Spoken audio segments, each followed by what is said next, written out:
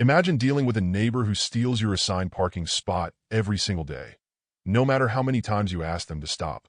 Now imagine catching them in the act and calling a tow truck at the perfect moment. This is the story of how I turned the tables on my entitled neighbor, complete with a twist that left everyone talking. Living in an apartment complex has its ups and downs. Sure, I didn't have to worry about mowing a lawn or fixing a leaky roof, but shared spaces like parking lots came with their own headaches.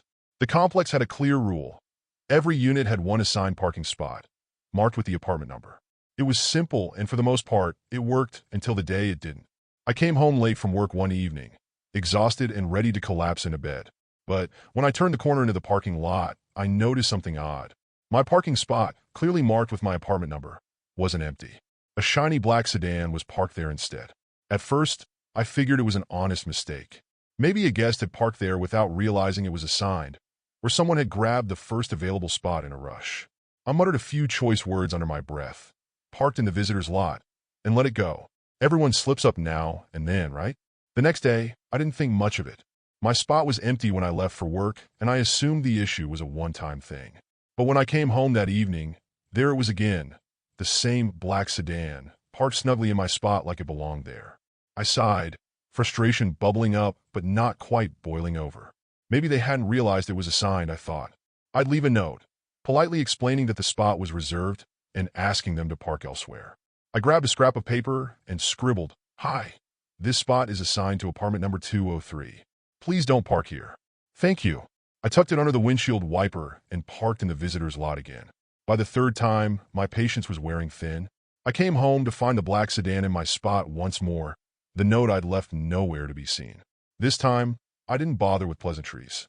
I went straight to the property manager's office to report the issue. "Someone keeps parking in my assigned spot," I explained, doing my best to keep my tone calm. "It's a black sedan, and it's been happening for the past few nights." The property manager nodded sympathetically. "We'll look into it," she assured me. But looking into it didn't seem to lead to any action. The black sedan kept showing up, and I kept ending up in the visitor's lot, sometimes having to circle for 10 minutes to find an open space. By this point, it wasn't just frustrating, it was infuriating. The visitor's lot was farther from my apartment, poorly lit, and always packed. On more than one occasion, I had to carry groceries across the lot in the rain, muttering curses under my breath as my frustration simmered. I started keeping an eye out for the car's owner, determined to figure out who it was. It wasn't long before I caught him in the act. Jake, the guy who lived 2 doors down. Jake was in his late 20s, with an air of easygoing entitlement that made my blood boil the moment I saw him casually climbing out of the black sedan and strolling toward his apartment. I approached him, trying to keep my temper in check. "Hey," I called out, "is it your car in my spot?" Jake turned, looking at me like I just asked him to solve a calculus problem. "Oh yeah," he said, shrugging. "I needed somewhere to park. You know it's assigned, right?" I said, trying to stay polite. "That spot belongs to me." "Yeah, I'll move it," he said dismissively, already turning away. I should have known then that it wasn't going to be that simple. Jake didn't care about the rules, and he certainly didn't care about my inconvenience. That night, when I came home, the black sedan was still sitting in my spot. I stared at it, my frustration finally bubbling over into anger. This wasn't just inconsiderate, it was outright disrespectful. I realized then that I was in for a fight, and if Jake wanted a parking war, he just picked the wrong opponent. After another restless night, stewing over Jake's blatant disregard for the parking rules, I decided to take the direct approach. I was done with polite notes and empty promises from the property manager. If Jake was going to keep parking in my spot, he was going to hear about it directly from me. That morning, I waited until I saw signs of life in his apartment, blinds shifting, the faint sound of music playing, before heading over. I stood in front of his door for a moment, gathering my composure, then knocked firmly. When the door swung open, Jake stood there in sweatpants and a hoodie, a bowl of cereal in his hand. He looked at me like I'd just interrupted the most important moment of his day. "Hey," I began, keeping my tone polite but firm. "I think there's been a mix-up. Your car's been in my assigned spot the past few nights. Could you make sure to park in your own spot from now on?" Jake blinked at me, his expression blank. "Oh yeah, sorry about that," he said casually, taking a bite of cereal. "I'll move it later." His lackadaisical response caught me off guard. Thanks," I replied, forcing a smile before heading back to my apartment. I tried to tell myself it was handled. He'd agreed to move the car, maybe he just needed a little nudge. But deep down, I wasn't so sure. Something about his nonchalant tone left me feeling uneasy. That evening, when I pulled into the parking lot after work, my worst fears were confirmed. There it was, the black sedan, parked smugly in my spot as if nothing had happened. I parked in the visitor's lot again, my frustration bubbling over into anger. I couldn't believe the audacity. Not only had Jake ignored my request, but he'd also clearly decided he didn't care about anyone but himself. The next morning, I decided to confront him again, this time with a little more urgency. I knocked on his door, and when he opened it, I wasted no time. "Jake," I said, keeping my tone firm, "we talked yesterday about your car in my spot, but it was there again last night. Can you please move it today?" Jake sighed dramatically, like I just asked him to perform some Herculean task. Yeah, I'll move it," he said, waving me off like I was an annoying telemarketer. That night, his car was still there. I felt my jaw clench as I stared at it from my spot in the visitor's lot. This wasn't just negligence anymore, it was outright disrespect. I tried to come up with explanations to calm myself. Maybe he forgot. Maybe he'd been in a rush. But the excuses felt hollow. Jake didn't forget. He didn't care. The next day, I decided to take it up a notch. I knocked on his door again, this time armed with a screenshot of the lease agreement showing the assigned parking spots. "Jake, this isn't just a courtesy thing," I said, holding up my phone for him to see. "The parking spots are assigned by the lease. It's in the rules." He barely glanced at the screen before shrugging. "It's just a parking spot," he said, his tone dismissive. "Why don't you park somewhere else? There are plenty of open spots." I stared at him, stunned. "Because those are visitor spots," I replied, struggling to keep my voice steady. "And this is my assigned spot. You have your own spot. Why don't you park there?" Jake rolled his eyes. "Relax. It's not that big of a deal. I'll move it when I get a chance." With that, he shut the door, leaving me standing in the hallway, equal parts furious and incredulous. It was clear Jake wasn't going to change his behavior voluntarily.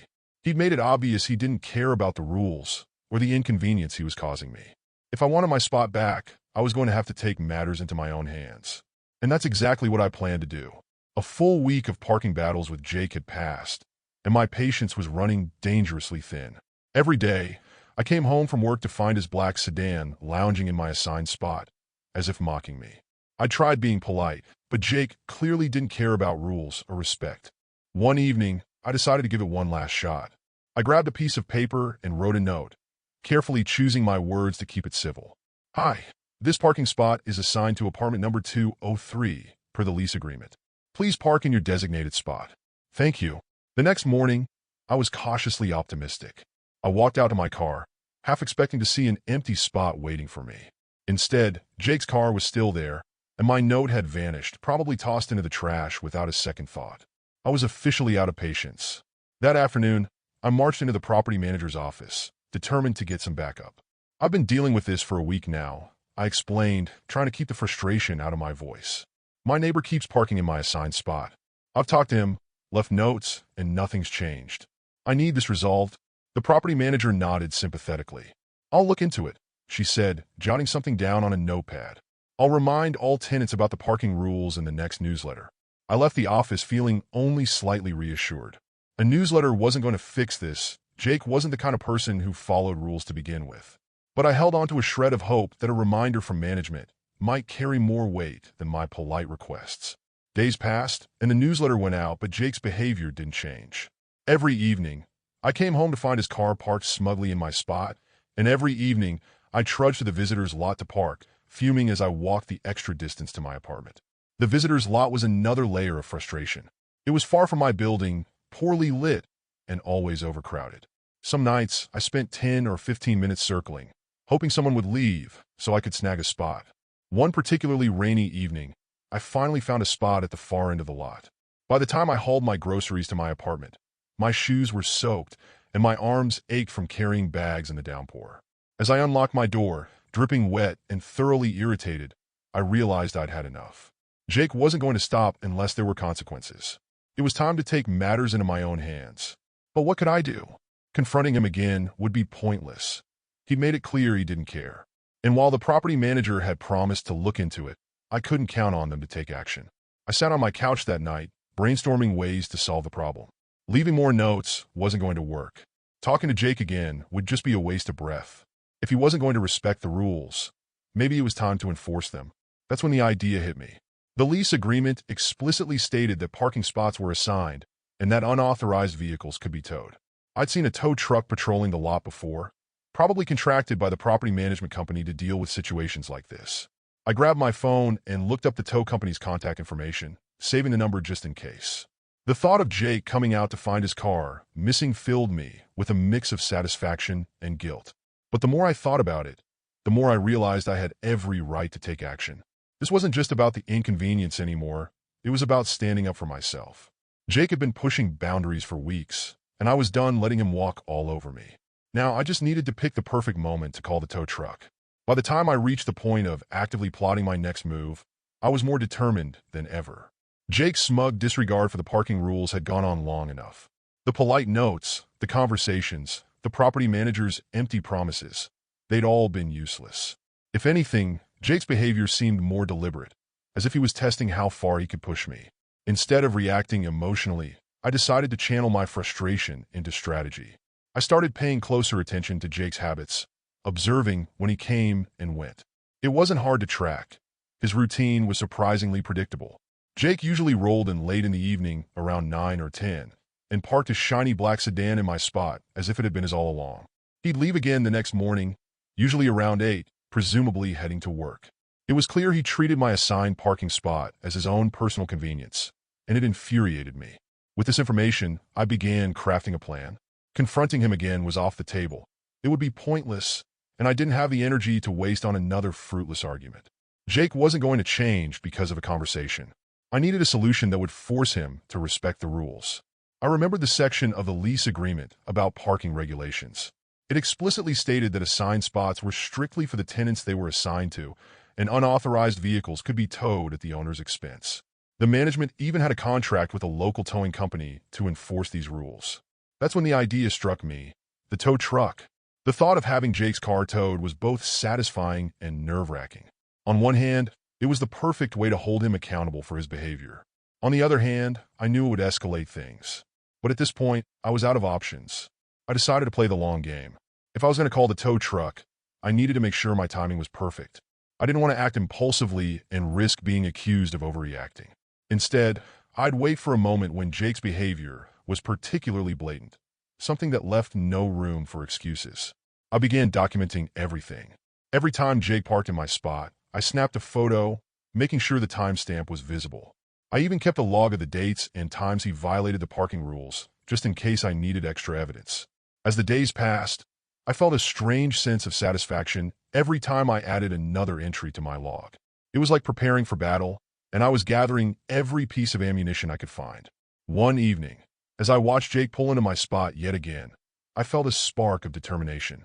The tow company's number was saved in my phone, and I knew it was only a matter of time before I made the call. But I wasn't going to rush it.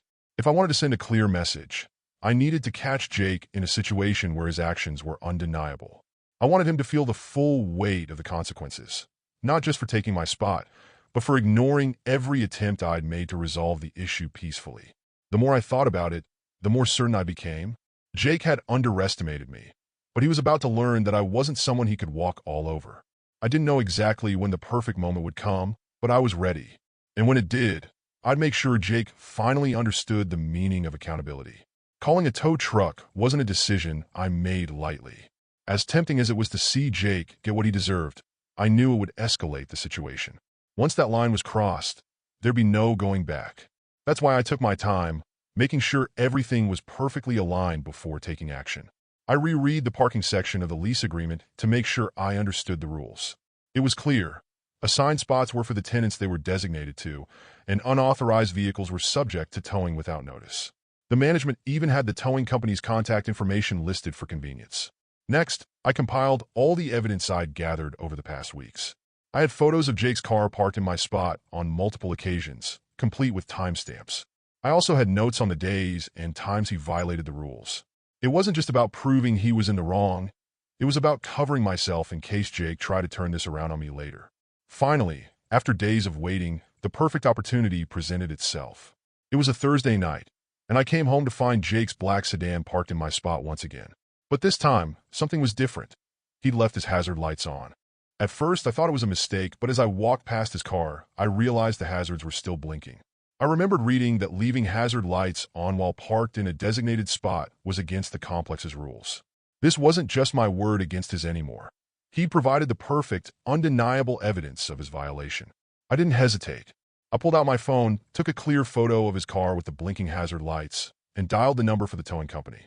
"Hi, I need to report an unauthorized vehicle in my assigned parking spot," I said, keeping my tone calm but firm. I gave them the location, my apartment number, and the details of the car. The dispatcher assured me they'd send someone out right away. The tow truck arrived faster than I expected. Within minutes, the driver assessed the situation, confirmed the violation, and got to work. I watched from my window as Jake's car was hooked up to the tow truck and hauled away. As the taillights of the tow truck disappeared into the night, I felt a mix of satisfaction and nervous anticipation. This was the moment I'd been preparing for, the culmination of weeks of frustration and careful planning. I knew Jake wouldn't take this lightly, but I was ready. I'd followed the rules, documented everything, and given him every chance to correct his behavior. If he wanted to confront me about it, I had nothing to hide. For the first time in weeks, I parked in my assigned spot without having to circle the visitor's lot. It felt like a small victory, but I knew the real fallout was yet to come, and I was ready for it. The next morning, as I headed out to my car, I saw Jake standing in the parking lot, his phone pressed to his ear, pacing back and forth like a caged animal. His car was nowhere in sight, and from the snippets of his animated conversation I overheard, it was clear he was furious. "This is ridiculous," he barked into the phone.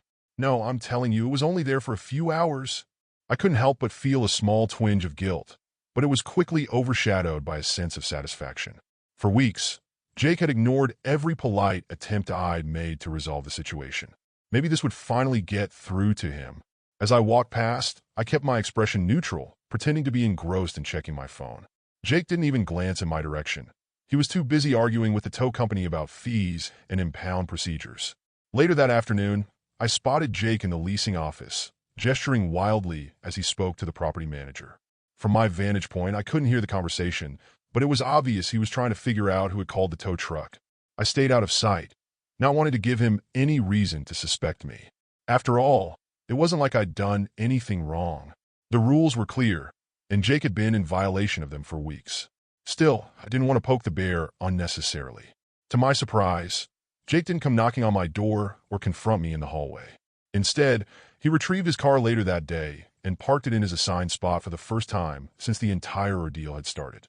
For a while, it seemed like the problem had been resolved.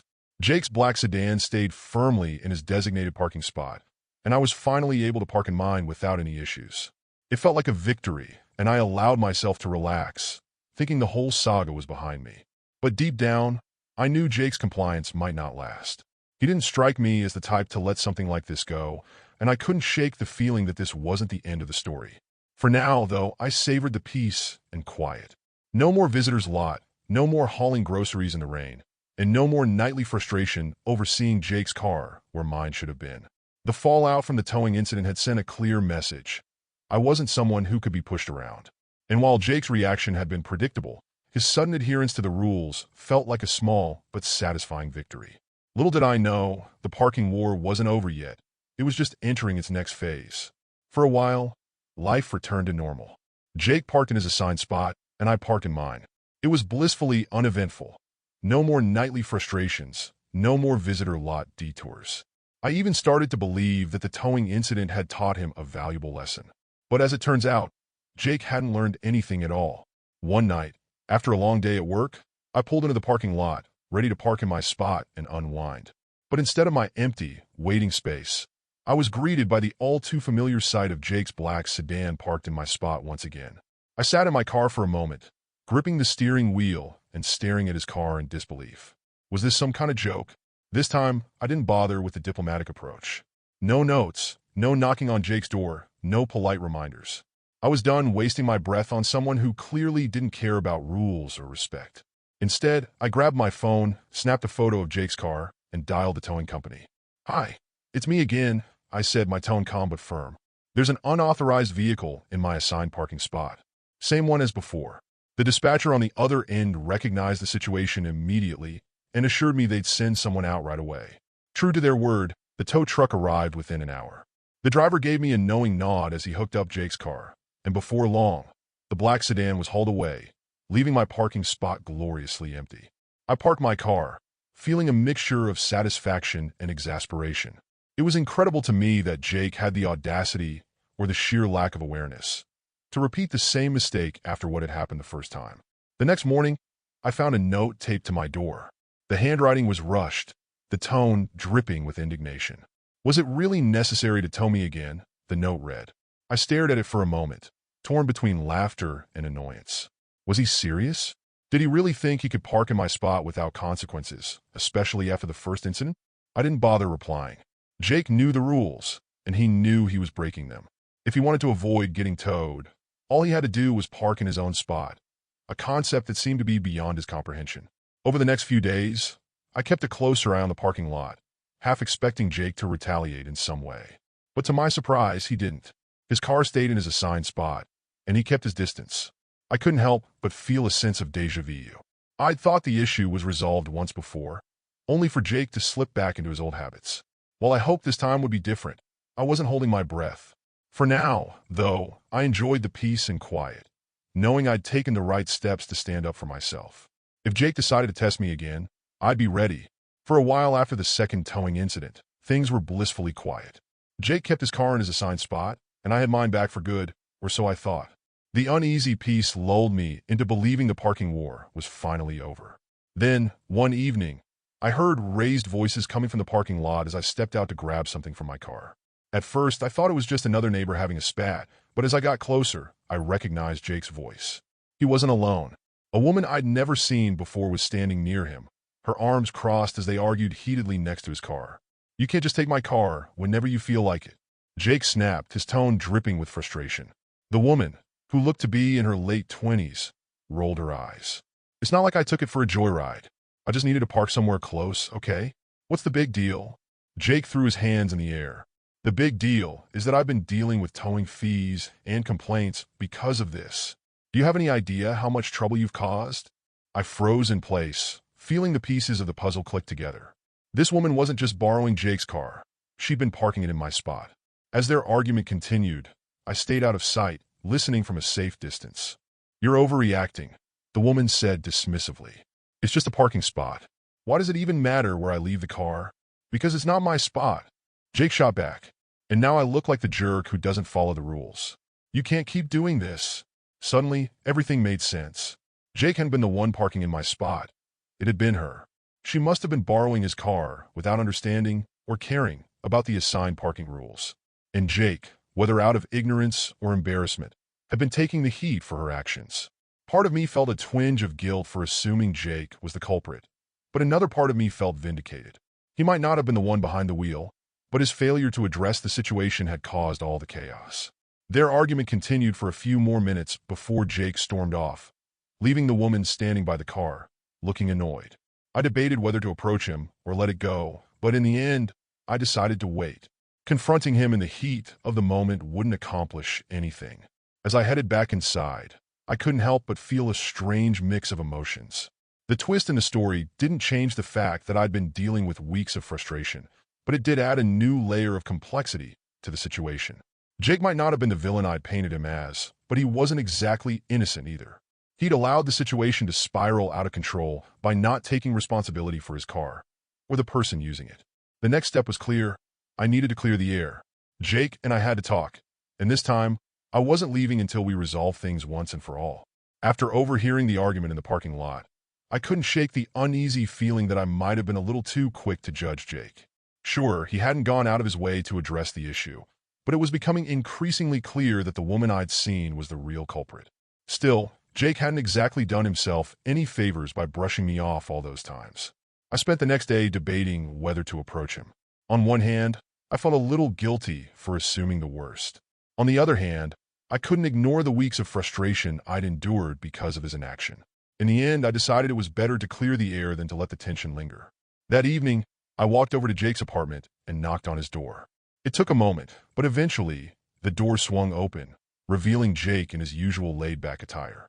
He looked surprised to see me, but didn't seem angry. "I think we need to talk," I began, keeping my tone calm but firm. Jake raised an eyebrow, stepping aside to let me in. "Sure. What's up?" I wasted no time getting to the point. I overheard you and that woman arguing in the parking lot last night. It sounds like she's the one who's been parking in my spot. Jake sighed heavily and leaned against the counter, running a hand through his hair. Yeah, that's my ex, he admitted. She's been crashing here for a while, and it's been complicated. I didn't even know she was parking in your spot until after the first time you towed her car. His honesty caught me off guard. I'd been expecting defensiveness or excuses, but instead, he seemed genuinely frustrated with the situation. I get it, I said after a moment. But you have to understand, it's been a nightmare for me. I've been dealing with weeks of parking in the visitor's lot, carrying groceries in the rain, and having to escalate things to towing. It's been exhausting. Jake nodded, his expression apologetic. I'm sorry, he said sincerely. I should have handled it sooner. When I found out what she was doing, I told her to stop, but she doesn't exactly listen. Things have been messy. I appreciated his candor, but I wasn't ready to let him completely off the hook. I understand it's a tough situation, but at the end of the day, it's your car. If someone's borrowing it and causing problems, it's still your responsibility. You're right, he admitted, looking genuinely remorseful. I'll talk to her again. She's supposed to be moving out soon, so hopefully this won't be an issue anymore. I felt a weight lift off my shoulders as we talked. For the first time, it felt like we were on the same page. Jake wasn't the callous neighbor I'd imagined, just someone stuck in a messy situation, trying to juggle more than he could handle. I appreciate you being honest with me, I said as I turned to leave. But please make sure this doesn't happen again. I don't want to call the tow truck a third time. Jake chuckled softly, though there was a note of seriousness in his tone. Trust me, neither do I. I'll take care of it. As I walked back to my apartment, I felt a mix of relief and cautious optimism. The situation wasn't perfect, but it was finally moving toward a resolution. And while I wasn't ready to call Jake a great neighbor just yet, I could see the potential for things to improve. For the first time in weeks, I felt like the parking war might finally be over. After my conversation with Jake, I felt a cautious sense of relief. With everything finally out in the open, it seemed like we'd reached an understanding. Jake promised to take responsibility for his car and keep a closer eye on his ex's behavior. For my part, I agreed not to escalate things further unless it became absolutely necessary. True to his word, Jake made immediate changes. His black sedan stayed parked in his assigned spot, and over the next few days, the woman I'd overheard in the parking lot was noticeably absent. It seemed like Jake had finally set some boundaries, and for the first time in weeks, the parking lot drama came to a halt. As I settled back into the simple pleasure of parking in my own spot, I couldn't help but reflect on how far things had spiraled before we'd reached this resolution. What had started as a minor annoyance had turned into a full-blown parking war, complete with towing trucks, heated arguments, and a surprising twist I hadn't seen coming. From that point on, the parking situation improved drastically. Jake kept his car where it belonged, and I didn't have to deal with the inconvenience of circling the visitor's lot or hauling groceries from a distant space in the rain. Even better, the tension between Jake and me began to fade. One day, as I was getting into my car, Jake waved at me from across the lot. Thanks for being patient with all that, he called out. I really appreciate it. I waved back, surprised but glad to see that our uneasy truce had evolved into something more amicable. No problem, I replied. Let's just keep the peace from now on, okay? Jake laughed. Deal. While I don't regret towing the car, the experience taught me a few valuable lessons. For one, it reinforced the importance of standing up for myself. Jake's ex had been blatantly disregarding the rules, and if I hadn't taken action, I'd probably still be dealing with the same frustrations. At the same time, the situation also reminded me to seek understanding before jumping to conclusions. If I'd approached Jake earlier with an open mind, or if he'd done the same with me, we might have resolved things without the added drama. In the end, I was grateful we'd been able to move forward peacefully. The parking war was over, and while I wouldn't exactly call Jake my favorite neighbor, I was glad we'd reached a place of mutual respect. Life in the complex finally returned to normal, and I learned a lesson I'd carry with me long after the ordeal was over. Sometimes, standing your ground and seeking understanding can coexist. And when they do, it makes for a much smoother resolution.